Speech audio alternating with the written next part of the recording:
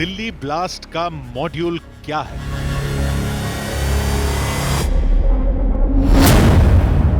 Delhi blast की mystery कितनी गहरी है?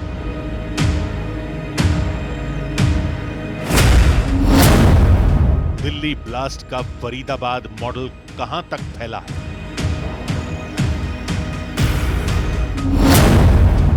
क्या दिल्ली ब्लास्ट के जरिए देश की राजधानी में पुलवामा अटैक दोहराया गया?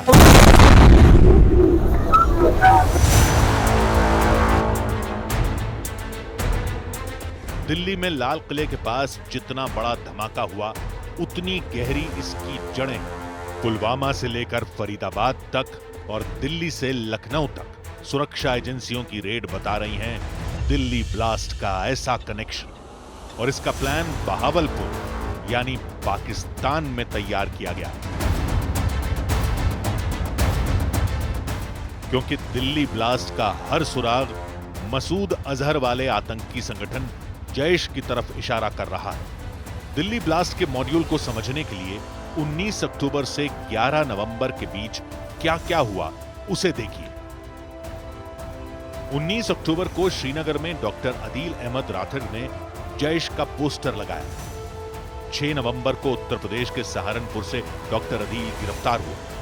10 नवंबर की सुबह हरियाणा के फरीदाबाद में विस्फोटक बरामद हुआ। 10 नवंबर को ही फरीदाबाद से डॉक्टर मुजम्मिल पकड़ा गया। इसके बाद 10 नवंबर की शाम को दिल्ली में लाल किला मेट्रो स्टेशन के पास हुआ धमाका।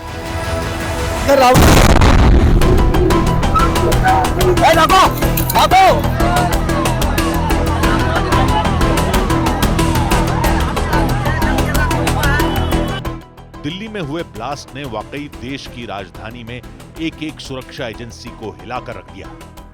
सूत्रों के मुताबिक दिल्ली पुलिस की शुरुआती जांच में यह एक आत्मघाती हमला बताया गया। जैसे ही हरियाणा के फरीदाबाद में इस पूरे मॉड्यूल का पर्दाफाश हुआ, इस धमाके से जुड़े जैश के तमाम कनेक्शन सुपर एक्टिव हो गए और फिर लाल किले के करीब इस धमाके को अंजाम दिया गया।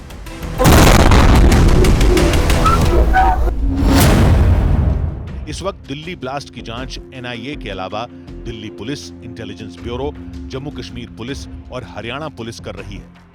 इतनी सुरक्षा एजेंसियों का एक साथ आना बता रहा है कि जैश के फरीदाबाद मॉडल की तैयारी कितनी बड़ी रही होगी। भूटान दौरे पर गए प्रधानमंत्री ने भी कहा है कि दोषियों को पाताल से भी ढूंढकर सजा दी जाएगी। मैं कल रात भर इस घटना की जांच में जुटी सभी एजेंसियों के साथ, सभी महत्वपूर्ण लोगों के साथ संपर्क में था, विचार विमर्श चलता था, जानकारियों के तार जोड़े जा रहे थे। हमारी एजेंसियां इस षड्यंत्र की तह तक जाएगी।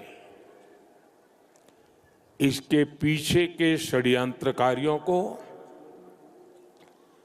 बख्शा नहीं जाएगा।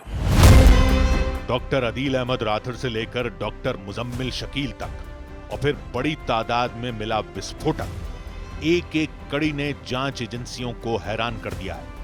अब तक जांच में पता चला है कि जैश का यह मॉड्यूल एक साथ कई जगह धमाकों की साजिश रच रहा था। जब लाल किले के पास I-20 कार में ब्लास्ट हुआ, तब धमाका इतना जबरदस्त था कि आसपास की कई गाड़ियों के परखचे उड़ गए। इस कार को लेकर बहुत सी बातें सामने आई।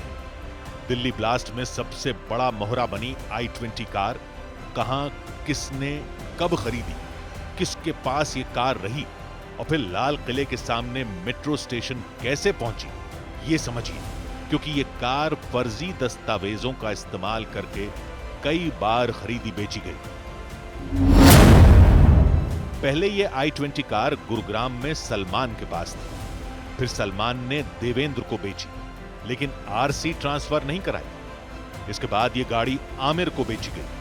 आमिर से फिर ये कार डॉक्टर उमर ने खरीदी, लेकिन गाड़ी की आरसी पुलवामा के तारिक के नाम पर थी और आखिरी वक्त में ये गाड़ी डॉक्टर उमर चला रहा था।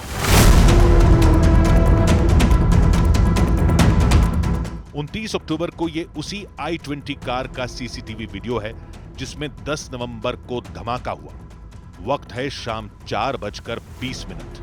इस कार का नंबर है HR26CE 7674। इस सीसीटीवी वीडियो में देखा जा सकता है कि गाड़ी का प्रदूषण चेक कराया जा रहा है।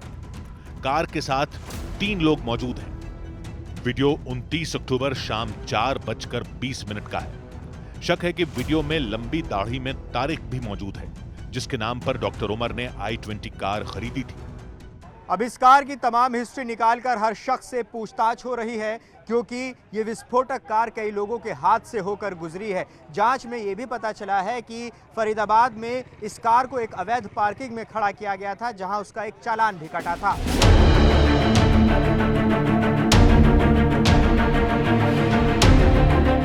इस कार की आखिरी 11 घंटों में मूवमेंट क्या रही, ये समझना भी बहुत जरूरी है, क्योंकि धमाके को लेकर जो भी तैयारी या इरादा था वो इन्हीं घंटों में फाइनल किया गया होगा। 10 नवंबर को सीसीटीवी फुटेज से कार की पूरी मूवमेंट रिकॉर्ड की गई है। 10 नवंबर को सुबह 8:13 पर कार बदरपुर टोल पार करके दिल्ली में दाखिल हुई। 8:20 पर यह ओखला इंडस्ट्रियल एरिया के पास पेट्रोल पंप पर नजर आई। दोपहर 3:19 पर यह i20 कार लाल किले की मेट्रो पार्किंग में दाखिल हुई और फिर शाम 6:30 बजे के बाद ये गाड़ी पार्किंग से बाहर निकली और फिर हुआ धमाका। इंटेलिजेंस सूत्रों से पता चला है कि धमाके के वक्त डॉक्टर उमर कार में ही सवार था और अब डीएनए टेस्ट से उसकी पहचान को पुख्ता किया जा रहा है। फरीदाबाद से लेकर लाल किले तक इस गाड़ी की हर मूवमेंट को बहुत गौर से देखा जा रहा है, क्योंकि आखिरी कुछ घंटों में इस गाड़ी की लोकेशन बहुत अहम जानकारी दे सकती है।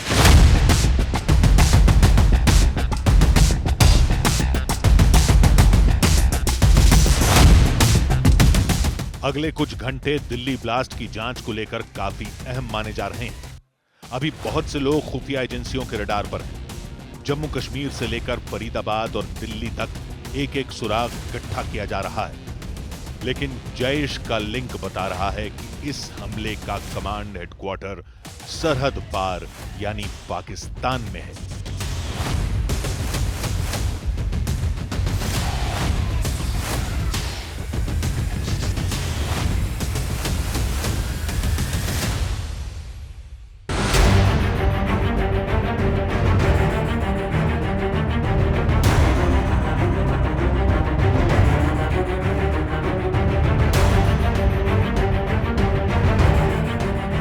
दिल्ली में हुए कार धमाके का मॉड्यूल कहां तक फैला है और जिस फरीदाबाद मॉडल का इसमें इस्तेमाल किया गया है, क्या ये पुलवामा अटैक को देश की राजधानी में दोहराया गया है?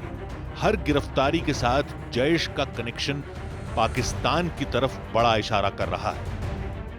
धमाका दिल्ली में हुआ, लेकिन पैनिक बटन पाकिस्तान में दबा हुआ नजर आ रहा है। बेगुनाह लोगों की जान लेने वाले इस धमाके के बाद पाकिस्तान की मिलिट्री लीडरशिप बहुत ज्यादा तनाव में है, क्योंकि उसे ऑपरेशन सिंदूर बहुत अच्छी तरह से याद है। पहलगाम में हुए आतंकी हमले के बाद जो बदला बहावलपुर और मुरीदके में लिया गया, अब वैसे ही जवाब का खौफ फील्ड मार्शल आसिम मुनीर और पाकिस्तान के प्रधानमंत्री शहबाज शरीफ के दिलो दिमाग में फैल गया है। आसिम मुनीर ने 10 नवंबर की रात से ही अपनी फौज को हाई अलर्ट कर दिया है, क्योंकि अब शक की हर सुई न सिर्फ पाकिस्तान की तरफ मुड़ चुकी है, बल्कि पाकिस्तान की तरफ से फैलाए जाने वाले आतंकवाद को कुरेद कर बता रही है कि दिल्ली में हुए धमाके के पीछे मसूद अजहर है। जम्मू कश्मीर से लेकर फरीदाबाद तक हर गिरफ्तारी पर मसूद अजहर के आतंकी संगठन जैश की मोहर लगी हुई है। भूटान में अपनी स्पीच में प्रधानमंत्री नरेंद्र मोदी ने भी कहा कि दिल्ली में हुए धमाके से पूरा देश बहुत ज्यादा दुखी है और भारत इसका बदला जरूर लेगा। आज मैं यहां बहुत भारी मन से आया हूं। कल शाम दिल्ली में हुई भयावह घटना ने सभी के मन को व्यथित कर दिया है। मैं पीड़ित परिवारों का दुख समझता हूं। इसके पीछे के षड्यंत्रकारियों को बख्शा नहीं जाएगा। क्या पाकिस्तान के खिलाफ ऑपरेशन सिंदूर पार्ट 2 शुरू होने वाला है?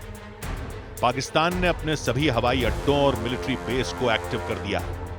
F-16, JF-17 और J-10 जैसे विमान पेट्रोलिंग के लिए लगातार उड़ान भर रहे हैं। पाकिस्तान में डर यह फैला हुआ है कि ऑपरेशन सिंदूर के दौरान जिस तरह का एक्शन लिया गया, इस बार दुगनी ताकत से हमला किया जा सकता है। सूत्रों के हवाले से मिली खबर बता रही है कि पाकिस्तान की नेवी, वहां की आर्मी और एयरफोर्स सबको तैयार रहने के लिए कहा गया है। सेना के सभी कमांडरों के बीच लगातार मीटिंग चल रही है। पाकिस्तान की सेंट्रल कमांड को भारत से लगे बॉर्डर पर नजर रखने के साथ साथ अपने हथियार तैयार रखने के लिए कहा गया है। पाकिस्तान ने बॉर्डर के करीब अपने एयर डिफेंस को भी एक्टिव कर दिया है ताकि किसी भी एयर स्ट्राइक को काउंटर किया जा सके। 10 नवंबर को जब दिल्ली में धमाका हुआ और उसमें बहुत से लोग मारे गए, तब पाकिस्तान की सेना अलर्ट हो गई। पाकिस्तान में 11 और 12 नवंबर को नोटैम जारी कर दिया गया, यानी एयरमैन को नोटिस। नोटैम एक सीमित इलाके में लागू किया जाता है ताकि वहां हवाई यातायात पर पाबंदी लगाई जा सके, क्योंकि उस इलाके में सेना की गतिविधि तेज हो जाती है। इसमें कोई शक नहीं कि दिल्ली ब्लास्ट में पाकिस्तानी आतंकी संगठन जैश का लिंक साफ साफ नजर आ रहा है और भारत पहले ही कह चुका है कि अगले आतंकी हमले का मतलब भारत की जवाबी कार्रवाई होगी। यही वजह है कि पाकिस्तान को पहलगाम हमले के बाद हुए ऑपरेशन सिंदूर के पार्ट 2 का खौफ बहुत ज्यादा सता रहा है। इस साल अप्रैल में पहलगाम हमले के बाद भारत ने पाकिस्तान में हवाई हमले किए थे। उसके कई एयरबेस तबाह कर दिए गए। मसूद अजहर का परिवार खत्म कर दिया गया। वहीं लश्कर चीफ हाफिज सईद के हेडक्वार्टर्स पर भी ब्रह्मोस मिसाइल से हमला किया गया।